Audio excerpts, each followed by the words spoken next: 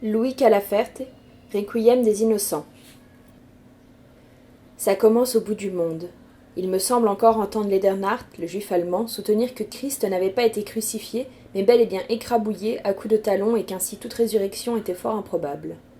Dès qu'il était saoul, d'un bout à l'autre de la rue, d'un bout à l'autre du quartier, il criait sa conviction. Pour peu que sa voix montât d'une octave ou deux, on pouvait l'entendre des 4 points cardinaux. Et le père Ledernhardt était sincère, aussi sincère que Christ lui-même. Cela seulement lorsqu'il avait dûment poivré sa gueule pâle, rouillée de barbe. Au demeurant, il était le plus sale petit juif de la création. Voleur, mesquin, filou, hypocrite, calomniateur, névrosé et intelligent. Il tenait en bout de rue une boutique de vieux vêtements rassemblés au hasard du temps, volés à quelque misère, enlevés de haute lutte à des mises aux enchères des salles de vente. Depuis, ce territoire a changé du tout au tout, mais il est certain que Ledernhardt père fut le premier marchand d'habits du coin. Il faisait des affaires d'or, au rabais. Il n'y avait pas de concurrent. C'était la seule vraie boutique de ce lotissement d'Apocalypse. Feld et Feltin, les deux cafetiers, ayant simplement aménagé leur baraque. Le juif avait appelé sa boutique à la bonne affaire, peint en verre d'eau de marre, sur la devanture de planches pourries. L'intérieur, c'était de l'inattendu. Personne n'était capable de s'y reconnaître, à commencer par Ledernhardt lui-même.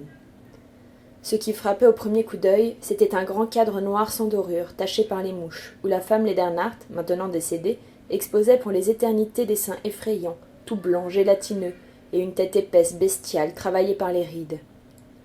Ce portrait, dont je me souviens bien, laissait rêveur et angoissé sans qu'on pût s'expliquer pourquoi. Les seins ballonnants de madame Judith Ledernhardt étaient si outrageusement vivants que les gosses de chez nous se tripotaient un petit peu en pensant à eux. On n'y résistait pas. Nous n'avons pas connu cette femme. Le petit juif avait installé sa boutique après son veuvage, mais il nous parlait d'elle souvent. Il ne tarissait pas. Il avait, jour après jour, des confidences nouvelles à faire. Le vieux roublard en profitait, dans l'émotion du souvenir, pour nous refiler un caleçon 1900 à des prix monstrueux.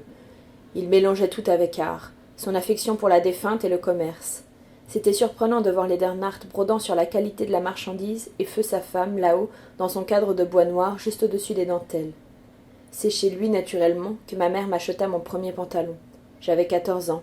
J'en paraissais 17 et, en dépit des prévisions, je venais de décrocher le certificat d'études. Ceci est une histoire parmi tant d'autres.